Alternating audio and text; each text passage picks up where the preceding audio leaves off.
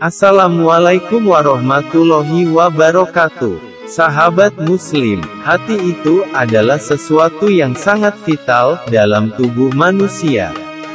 Hati itu adalah modal yang sangat penting ketika kita menghadap kepada Allah di hari akhir nanti. Firman Allah yang artinya, pada suatu hari, di mana tidak ada manfaat lagi, harta dan anak-anak, kecuali orang yang datang kepada Allah dengan hati yang bersih atau hati yang selamat. Sahabat muslim yang dirahmati Allah, untuk itu, penting bagi kita membahas tema tentang hati. Dan di antara pembahasan seputar hati dan pensucian hati ini adalah pembahasan tentang ikhlas, tentang munafik, dan tentang riya, yang kesemuanya itu adalah berkaitan dengan kondisi hati kita. Sahabat muslim yang dirahmati Allah, di dalam Quran surat Az-Zariyat, surat 51 ayat 56, Allah berfirman, yang artinya, Aku tidak menciptakan jin dan manusia melainkan agar mereka beribadah kepadaku. Maka, jelaslah sudah bagi kita, bahwa manusia tercipta di dunia ini, untuk beribadah padanya. Karena Allah, Sang Pencipta itu, yang menyuruh kita untuk beribadah, tentu saja haruslah total dalam menjalankannya. Sahabat muslim, yang dirahmati Allah, ini artinya bahwa ibadah yang kita laksanakan itu hendaknya dilakukan dengan penuh keikhlasan untuk Allah semata. Ini sesuai dengan perintah Allah dalam Al-Quran, surat Az-Zumar, surat 39 ayat yang nomor kedua. Di dalam surat Az-Zumar, surat 39 ayat kedua ini, Allah berfirman yang artinya, Sesungguhnya, kami menurunkan kitab kepadamu, Muhammad, dengan membawa kebenaran. Maka sembahlah Allah, dengan tulus ikhlas beragama, kepadanya. Maka jelaslah sudah, bahwa yang dikehendaki Allah, hati kita selalu dalam keadaan ikhlas. Hati yang ikhlas inilah, yang akan selamat ketika menghadap Allah kelak. Lebih lanjut, Allah menegaskan dalam firman-Nya di surat Al-Bayyinah ayat ke-5, yang artinya, padahal mereka hanya diperintah menyembah Allah, dengan ikhlas menaatinya, semata-mata karena menjalankan agama, dan juga agar melaksanakan sholat dan menunaikan zakat. Dan yang demikian itulah agama yang lurus, benar. Sahabat muslim yang dirahmati Allah, PR berikutnya adalah, bagaimana mewujudkan keikhlasan. Bagaimana merealisasikan keikhlasan di dalam kehidupan kita. Untuk ini, kita bisa mendapatkan dari firman Allah di dalam surat Al-An'am, surat 6, ayat yang ke-168. Di dalam ayat ini, Allah berfirman, yang artinya, Katakanlah, Muhammad, sesungguhnya salatku, ibadahku, hidupku dan matiku hanyalah untuk Allah, Tuhan seluruh alam. Jelaslah bahwa yang dikehendaki Allah adalah kita menjadikan sholat yang kita lakukan adalah untuk Allah. Ibadah apapun yang kita lakukan itu untuk Allah. Hidup kita dan mati kita tujukan untuk Allah. Untuk sesuai yang diperintahkan Allah. Itulah ikhlas. Menurut Rasulullah Shallallahu Alaihi Wasallam, ciri-ciri orang yang sempurna imannya, itu adalah mereka, yang antara lain, memberi dan menolak, karena Allah. Secara eksplisit sabda Rasul tersebut berbunyi, yang artinya, siapa yang memberi karena Allah, menolak juga karena Allah, maka telah sempurna imannya. Hadis riwayat Abu Daud, seseorang yang berbuat sesuatu, dengan penuh keikhlasan, tentu saja tak akan punya sedikit pun, sifat iri hati bila melihat keberhasilan seseorang.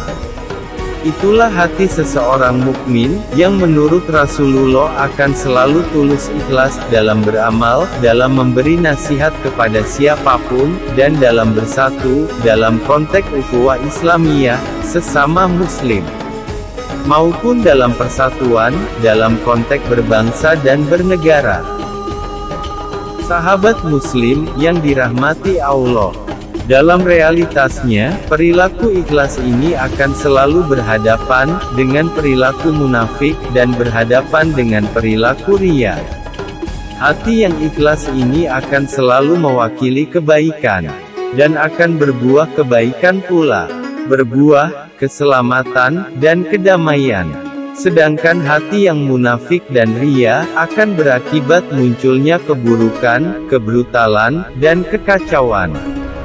Oleh karenanya, maka penting bagi kita semua untuk selalu waspada. Selalu punya perhatian pada hati kita, agar hati kita tidak terhinggapi oleh perilaku hati yang munafik maupun hati yang riya.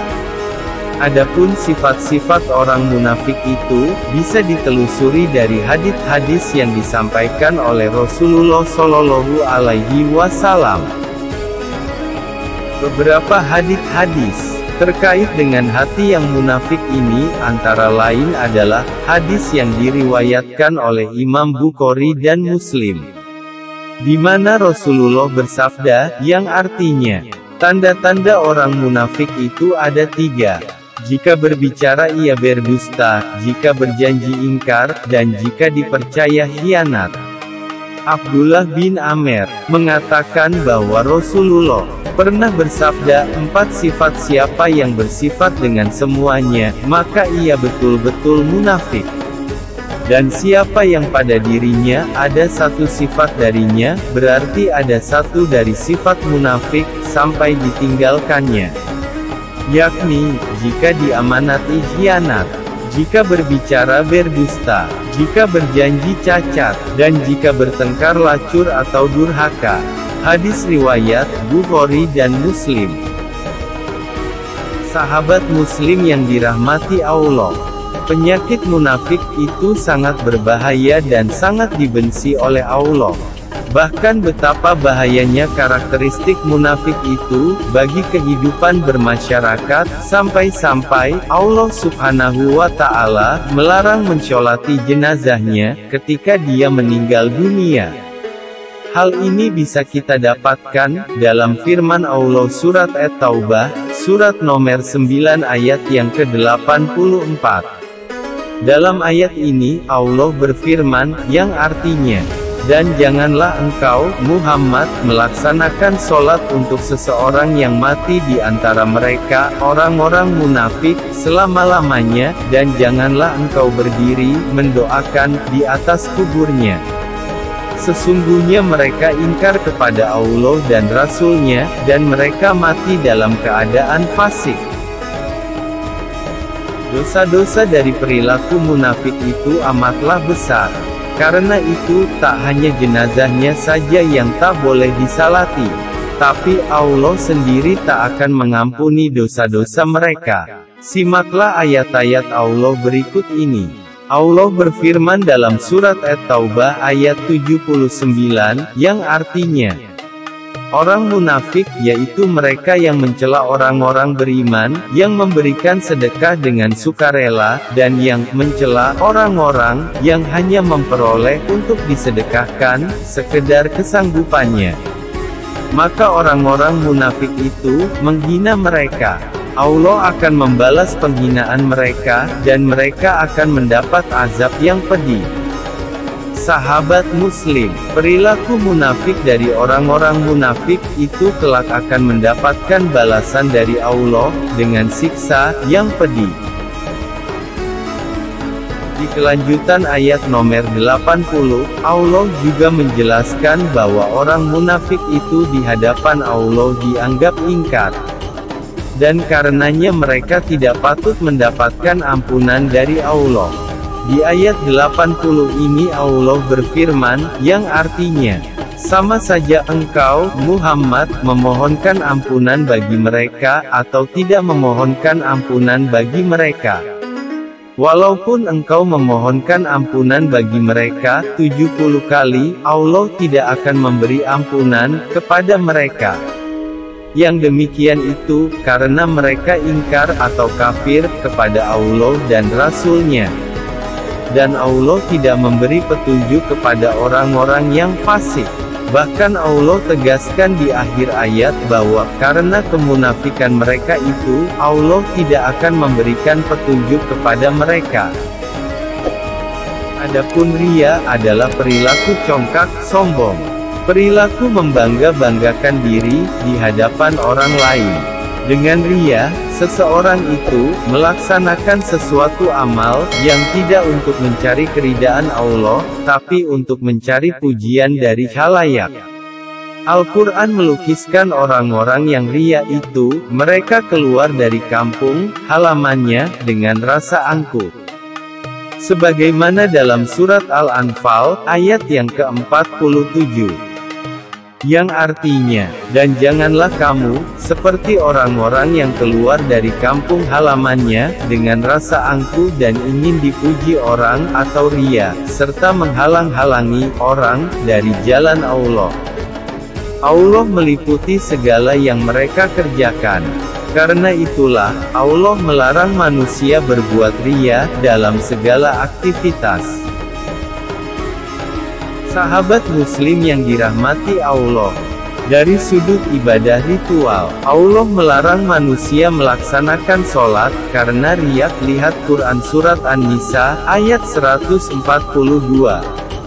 Sedangkan dari sisi ibadah muamalah, Allah juga melarang seseorang menafkahkan hartanya, karena riya. Lihat Surat Al-Baqarah, ayat 264, dan juga Surat An-Nisa, ayat 38.